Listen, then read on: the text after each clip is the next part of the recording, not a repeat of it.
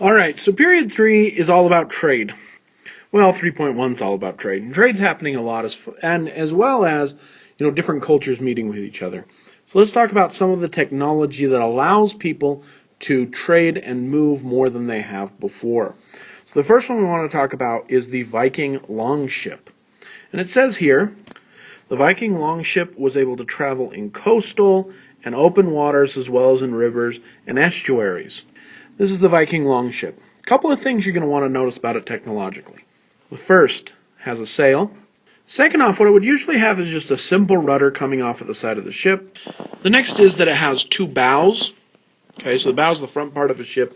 If you'll notice, it's pretty similar. There's not a dragon head, so I guess this would be the real bow and this would be the stern. But they both serve as the same purpose. You kind of just use underneath. There's not really one place for a rudder. You can put the rudder here, or you can put the rudder back here.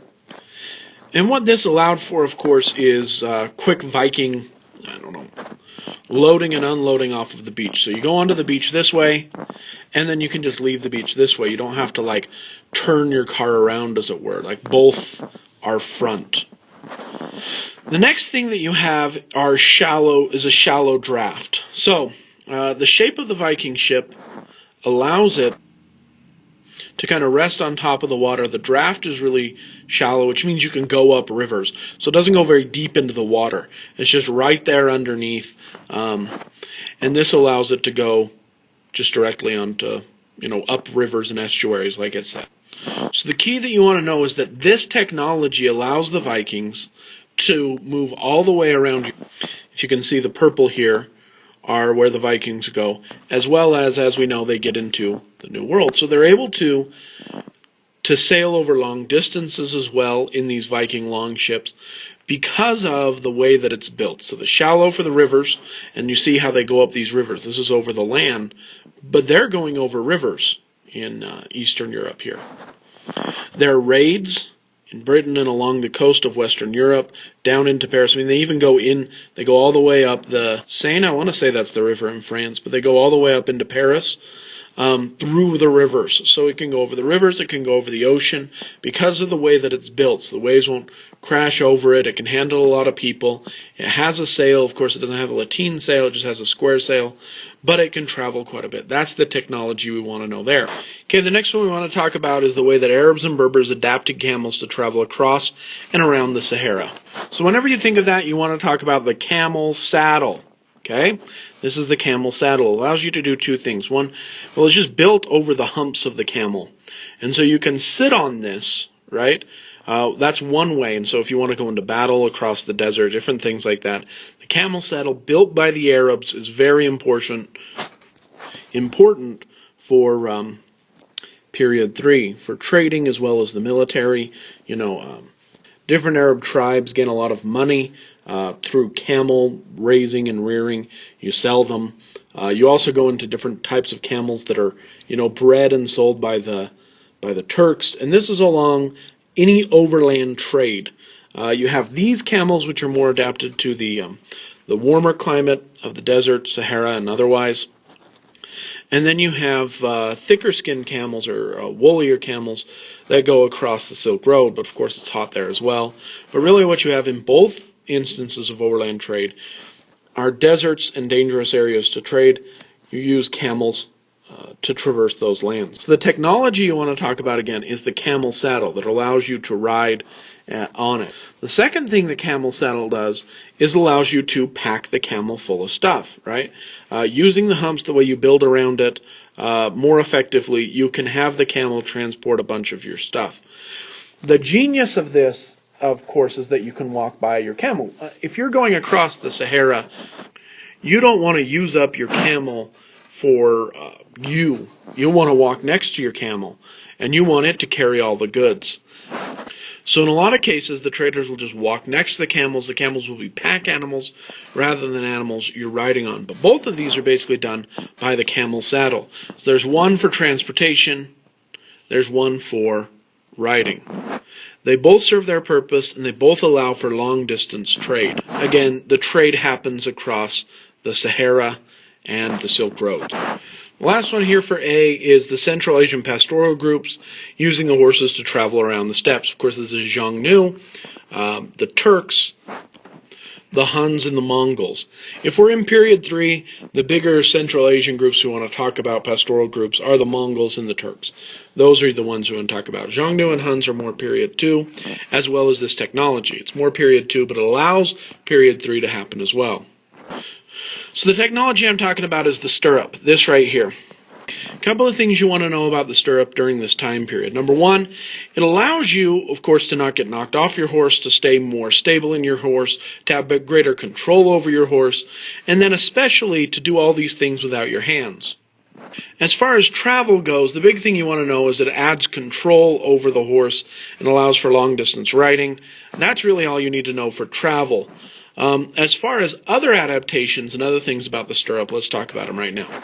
For the Turks and the Mongols, it allowed for two very important things. First of all, you have your small compound bow, which you can shoot quickly, a lot of different rapid shots in succession. But you get to do two things. First of all, you get to stand. If you'll notice, he's a little bit above his saddle. Maybe he's in it right now. But you could stand up and then turn around.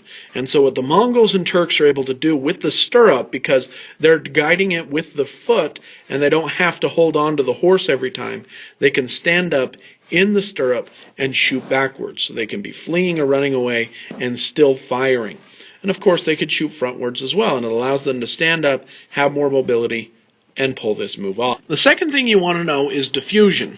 So this does come from the Central Asian steppes, of course, and with the invasion of the Huns ending the Roman Empire, the stirrup actually will move into Western Europe. It'll take a while for it to be adapted, but the Western Europeans never really use it for bow fighting, much like the Central Asian steppes do, because these guys use smaller, quicker ponies and large groups of them that are grass-fed.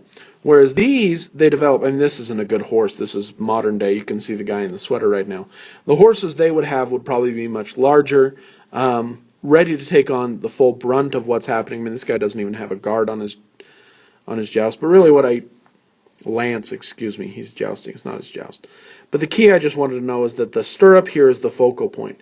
And what the stirrup allows you to do is, again, hands-free riding. I have my shield, I have my lance, I'm able to fight. That's one of the technologies developed here. And so they're using this for horseback combat as well. Different styles. They do not invent it in Western Europe. It is diffused through movements of Central Asian nomadic groups, the Huns, when they will invade Western Europe and end the Roman Empire, and then it trickles down, used by different groups as well, like the Magyars, whoever. Everyone's using the stirrup who's using horses in Eurasia at this point. But the key is that it is diffused. It's a diffused technology. And the next thing we need to cover are some of the migrations that have environmental impact. So the first one we want to talk about are the Bantu migrations. Bantu-speaking people facilitated transmission of iron technologies and agriculture techniques into sub-Saharan Africa. So again, the thing you want to remember of the Bantu, three things. One, Bantu language groups. Second off, iron technologies. And thirdly, agriculture. That's what they're spreading. Okay, so they're spreading those things. So again, it says here the spread of the Bantu languages, diffusion of language. So we're hitting two of these things here. And let's show you the Bantu migrations. Okay, so a couple of things you're going to notice. Starting out in Western Africa, coming down to Central, going Eastern, staying Western, and going Southern. In all of these places, the Bantu groups will bring iron technology, agriculture, and their language groups. Now, this is not to say there's one Bantu language. It is a family of language. The thing you're going to want to remember is this is near the Aryan migration or the Indo-European language groups. This is a family of languages that share similarities, not all one language. And that also shows because the Bantu migrations are rather slow. Okay, this happens over hundreds of years. But every time it does happen, it's happening with iron weapons, it's happening with agriculture. They're taking that and they're subduing and taking over groups that do not have these technologies, and because of them, they're able to dominate and integrate with those groups. The next one we need to cover are the Polynesian migration. Okay, so the key thing we want to remember about the Polynesian migration is, again, happens over time. If you look at the dates, they're getting here in these islands before the Common Era, and they're not moving over here until during the Common Era. The second thing you want to remember is that their technology that they're using is superior ocean-going vessels. They're using the winds to their advantage, and they're also using pretty amazing forms of navigation. They're not using compasses or astrolabes or anything like that. They basically look at the waves, and they see how the waves kind of bounce off of each other, and through reading the waves, they're able to see that, hey, there's an island up here, or there's an island over here. Because the amazing thing of the Polynesian migrations is, how do you know that Hawaii even exists? You know, say if you're in Korea, you can be, if you're up here in Korea and you decide to go fishing, you learn Japan exists. You take a land bridge over to Australia. But Hawaii, it's out in the middle of nowhere.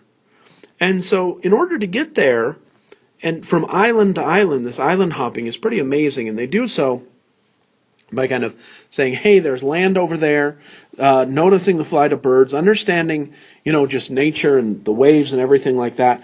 And when they move from island to island, they're taking, technology with them. They're taking animals with them. They're taking agriculture with them. And that's the environmental impact, is they take plants and animals from Indonesia and Polynesia into all of these different islands that they're taking over. Well, taking over is not the right word, but they're settling. Classic examples of environmentalism is Easter Island, where they show up and they overexert themselves on the land. They plant too much, they farm too much, they take up too many resources, and after a while, the rains come and the soil's so bad that it just they can't plant anything else. There's too much erosion, and they can't survive. They die off. And so Easter Island, which was once a flourishing civilization, doesn't have anyone. But you find those famous giant Easter Island heads. The second one is they do find New Zealand, another thing which is classic. This is all Polynesian. They found this, and it goes over, if you'll notice, hundreds of years. So slow migrations. But again, it's all one group, all one language group. And in fact, this language or group or ethnicity or race or however you define it covers the largest area. Not square mileage, because if you mash all the islands together, it doesn't matter. They cover the largest area in the world. I mean, to have one group cover all of this is huge. And that, again, is to its technology, its sailing, and the adventure of going from island to island. So the Polynesian migrations are pretty impressive. And AP wants to know about their environmental impact. And the environmental impact, again, Easter Island and overexerting the land. And then secondarily bringing in agriculture and their own animals, their domesticated animals, to the different islands that they move into. And then, of course, there's trade between the islands, and that's the Polynesian migration. We've covered Bantu languages here. What we also want to talk about is some migrations in commercial contexts lead to the diffusion of languages throughout a region, throughout a new region, or emergence of new language. All right, so really what we want to talk today, we've already talked about how the Bantu goes. You could also bring in the Polynesian languages doing the same thing, but we also want to talk about the spread of Turkic and Arabic languages. To talk about this, we'll use Freemanpedia's map again, which was found on the internet. So again, the Bantu migrations we've talked about. I shouldn't cross that out because it's still good. Arabic, of course, you just fall with the Arab Muslim conquests.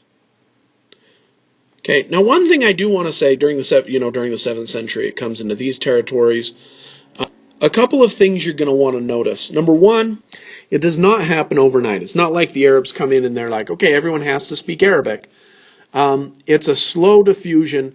It's the language of the dominant political group, and then it becomes the dominant religious group. In both cases, if you want to get somewhere, you're learning Arabic in order to converse. Okay? and it becomes the language of all of these territories. Now, it is important to note that there are two different types of Arabic.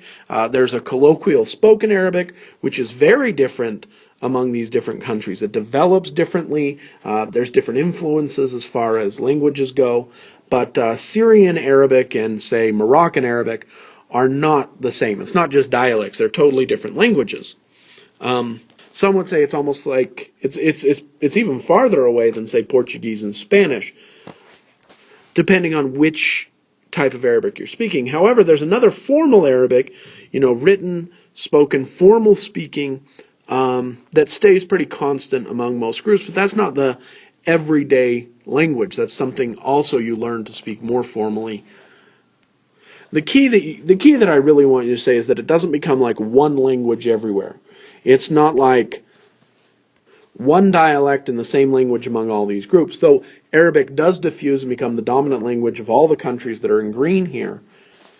It is not the exact same, and it does not happen overnight. The other interesting part you're going to want to know is that Arabic never becomes the dominant language of Persia. Persia will adopt Arabic scripts, so the same Arabic letters, but it will not speak Arabic. It keeps Farsi as a dominant language, as does most of the surrounding country, like Afghanistan, northern India. They will not adapt Arabic with them. Their language will stay the same. One last note you're going to want to know as far as the diffusion of this language is that Arabic is the language of the Quran. You need to read the Quran in Arabic. And so most of the writing, most of the discussion is written in Arabic so that people can talk to each other and discuss these holy matters.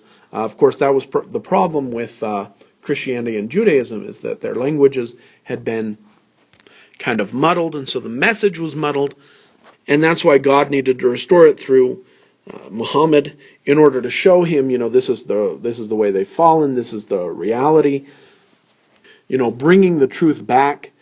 And he said the problem, the way they've fallen away and they've deified Christ and they've done these different issues, the way that they've done this is through misinterpretive languages. So what we need to do is Arabic needs to be the way the Quran is written and spoken. It is the language, you keep that one. And so that shows a little bit of the dominance and why Arabic stays the dominant language, both in the areas where there's green and also just all over Dar al-Islam when there's discussion. The next one you're going to want to know is the Turkish language groups. So this isn't Turkish, this is Turkic. Turkish is just spoken here. These are all the Turkic languages. Again, it is a family group, and it spreads through both conquest and migrations of the Turkic peoples between the 6th and the 11th centuries. This is a lot like the Mongols or the Arabs or Alexander the Great, large land empires in Eurasia and northern Africa. However, the Arabs and the Turks, their languages kind of stick around, whereas, of course, we know that the Greeks and the Mongols, their languages will fade. Why it happens in one group and doesn't in another, outside of the Arabs, we don't have too many good theories I'm familiar with. But the key you want to know is it does happen through migration and conquest in both categories, and these are the two languages that stick around. Meaning, at one point, much like the dominant political group of both of these territories, Hellenism, the Greeks, they were the dominant group, but their language doesn't stick around. The Arabs and the Turks, the reason we're talking about them is because their languages do stick around. Those languages stay. So that's 3.1 II, where the movement of peoples causes environmental and linguistic effects. So this is all about the movement and interaction of people, the technology, the ways, and the effect of those movements.